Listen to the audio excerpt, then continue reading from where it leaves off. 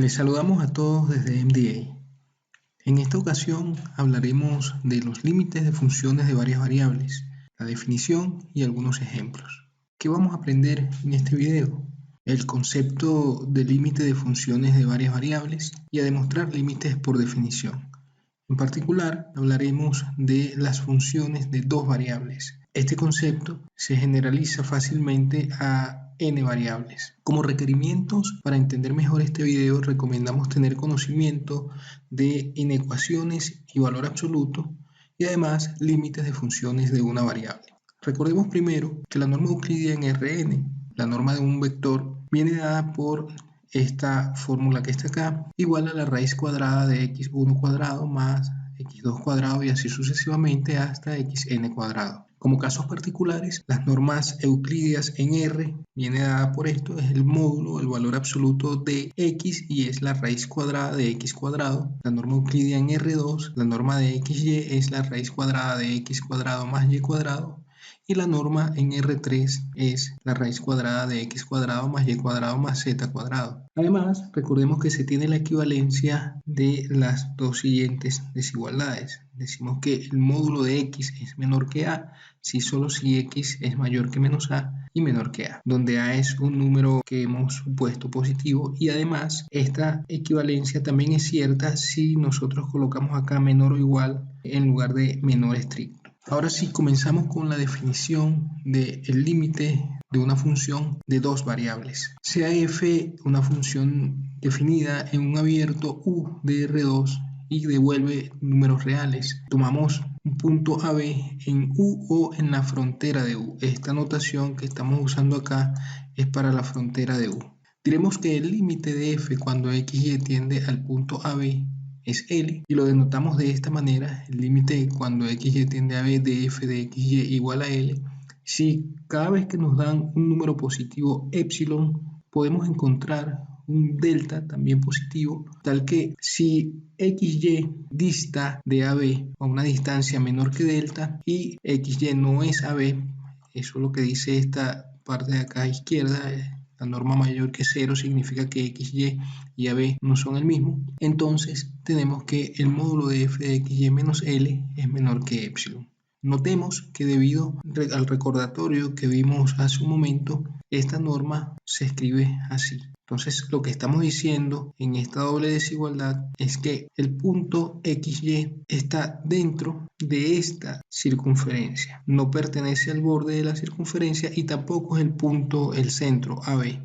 Entonces cuando hablamos de esta desigualdad, cuando decimos que XY satisface esa desigualdad, lo que estamos diciendo es que XY pertenece a este disco, está dentro de la circunferencia, no está en el borde y tampoco es el centro. Y cuando hablamos de esta otra desigualdad, estamos diciendo que f de xy es un punto que pertenece a este intervalo, porque esta desigualdad, según el recordatorio que vimos hace un momento, equivale a escribir f de xy menos L mayor que menos epsilon y menor que epsilon. Por lo tanto, f de xy es mayor que L menos epsilon y menor que L más epsilon, es decir, está dentro de este intervalo. Entonces, en términos geométricos, la definición de límite lo que significa es lo siguiente. Cuando a mí me da un epsilon positivo, lo que me están diciendo es estás teniendo esta vecindad centrada en L y cuando consigo un delta positivo estoy consiguiendo un disco centrado en AB y de radio delta. Y la definición diría entonces, si tenemos un intervalo centrado en L y de radio epsilon, puedo conseguir un disco centrado en AB y de radio delta tal que todos los puntos que están dentro de este disco tienen imágenes dentro de este intervalo. Y eso ocurre para cualquier epsilon que me den y siempre voy a poder conseguir un delta que puede ser más pequeño, puede ser más grande, pero si hago más pequeño el epsilon, siempre voy a poder conseguir un delta sin importar quién sea epsilon con esta propiedad. Veamos un ejemplo. El ejemplo más sencillo que podemos ver es el ejemplo de la función constante. tenemos f definida como f de xy igual a c. Si AB es un punto de R2 cualquiera, entonces afirmamos que el límite de esta función es igual a c, es la misma constante. Para verlo, sea epsilon positivo, y notemos que el módulo de f de xy menos c es igual al módulo de c menos c, y esto es igual a 0. Pero esto siempre es menor que epsilon porque el epsilon que tomamos es positivo. De manera que no importa en este caso la escogencia que hagamos del delta ni del punto xy en R2, porque esta expresión siempre va a ser 0 y por lo tanto su módulo siempre va a ser menor que epsilon, sin importar quién sea delta ni quién sea xy en R2. La situación geométrica es la siguiente: estamos tomando un delta cualquiera y un punto xy en R2 cualquiera, pero ahora dentro de este disco, y no importa qué punto tome yo dentro de este disco, su imagen siempre va a ser C, y por lo tanto siempre va a estar dentro del intervalo C menos epsilon, C más epsilon. Eso significa que tenemos que el límite de f de xy efectivamente es igual a C. En resumen, el límite de una constante es la propia constante. Como ejemplo 2, vamos a considerar la función f de xy igual a x y esta otra función g de xy igual a y. Entonces afirmamos que el límite de f es igual a a y el límite de g es igual a b. Es decir, el límite de x cuando xy tiende a ab es a y el límite de y cuando xy tiende a ab es b. Vamos a mostrar esto. Para verlo, vamos a recordar primero estas desigualdades. Notemos que el módulo de x menos a, por definición, en el recordatorio vimos que la norma en R venía dada por la raíz cuadrada de ese número al cuadrado. Entonces, el módulo de x menos a es la raíz cuadrada de x menos a al cuadrado. Esto, a su vez, está claro que es menor o igual que esta otra raíz, que lo que estamos haciendo es que dentro de esta raíz le sumamos este término que es mayor o igual que 0 y por lo tanto esta expresión que está acá se hace más grande que la que está a la izquierda. Pero esta expresión no es más que la norma de xy menos ab. Por lo tanto, lo que tenemos es que el módulo de x menos a es menor o igual que la norma de xy menos ab. De la misma forma, podemos mostrar que el módulo de y menos b es menor o igual que el módulo de xy menos ab. Es decir, tanto el módulo de x menos a como el módulo de y menos b son menores o iguales que esta norma. Geométricamente, lo que significa esto es lo siguiente. Fíjense que lo que está en azul es lo que estamos ilustrando acá geométricamente y la distancia desde el punto AB hasta el punto XB, que está acá en negro, es módulo de x menos a, mientras que la distancia entre AB y el punto XY es esta norma. Está claro que esta hipotenusa en este triángulo rectángulo es mayor que este cateto y eso es lo que estamos expresando acá. En realidad hay una desigualdad con un mayor o igual porque en caso de que xy sea este punto tendríamos la igualdad. La misma situación ocurre en el caso de la otra desigualdad. Aquí tenemos la hipotenusa y aquí tenemos este otro cateto, entonces está claro que este cateto es menor o igual que la longitud de la hipotenusa. Mostremos primero que el límite de f de xy es igual a a cuando xy tiende a ab. Es decir, mostremos que el límite de x cuando xy tiende a b es a. Para eso, dado un epsilon positivo, debemos hallar delta positivo tal que esta desigualdad implique esta otra desigualdad. Generalmente, cuando uno está mostrando límites por definición, comienza con esta expresión, a estudiar esta expresión, el módulo de f de xy menos el límite que en este caso es a. Eso es lo que vamos a hacer aquí. El módulo de f de xy menos a corresponde al módulo de x menos a, pero acabamos de ver que esta expresión es menor o igual que la norma de xy menos ab. Ahora, si tomamos delta igual a epsilon, y suponemos que esta desigualdad es cierta, entonces lo que tendremos es que el módulo de f de xy menos a, que es igual al módulo de x menos a, va a ser menor o igual que esta norma, por lo que acabamos de ver arriba, y a su vez, como estamos asumiendo que esta desigualdad es cierta, esto es menor que delta, pero delta lo escogimos de tal manera que fuese igual a epsilon. Por lo tanto, si nosotros tomamos delta igual a epsilon y suponemos que esta desigualdad es cierta, tendremos entonces, gracias a esta cadena de desigualdades, que el módulo de f de xy menos a es menor que epsilon, como queríamos mostrar. Eso significa que efectivamente este límite es igual a a. La situación geométrica es la siguiente. Cuando nosotros tomamos delta igual a epsilon y esta desigualdad como cierta, Lo que estamos diciendo es que, bueno, estamos considerando este disco centrado en AB y de radio delta, que es igual a epsilon, y ahora lo que ocurre es que esta función f de xy igual a x básicamente lo que hace es proyectar sobre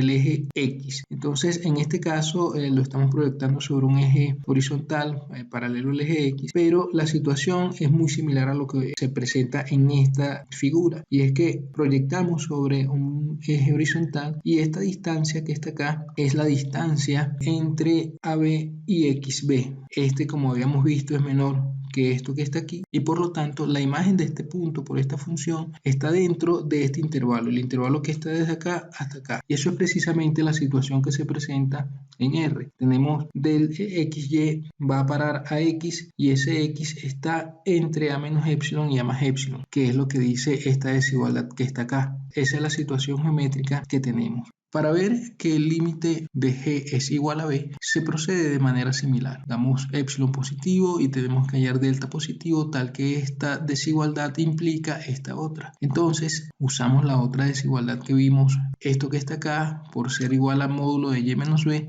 es menor o igual también que la norma de xy menos ab.